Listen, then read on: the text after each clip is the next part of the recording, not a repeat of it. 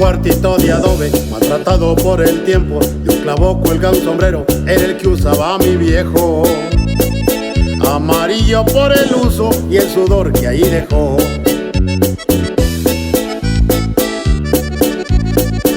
Antes de que el sol saliera, él ya se había levantado, madrugador como nadie, navegando su ganado.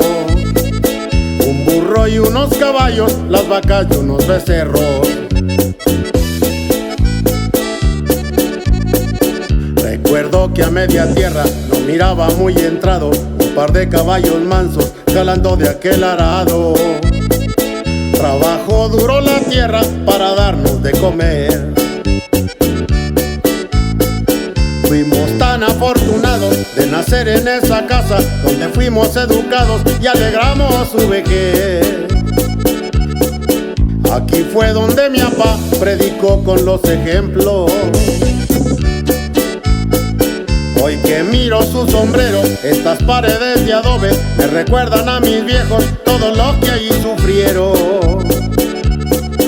No se quejaron de nada, a Dios siempre agradecieron.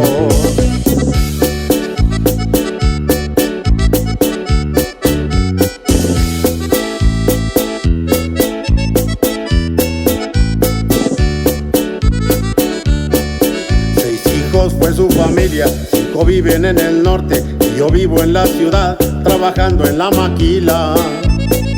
Las tierras y esas paredes se quedaron olvidadas. Fuimos tan afortunados de nacer en esa casa donde fuimos educados y alegramos su vejez. Aquí fue donde mi papá predicó con los ejemplos.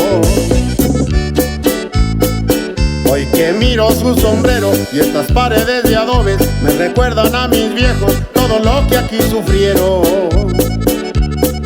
No se quejaron de nada, a Dios siempre agradecieron.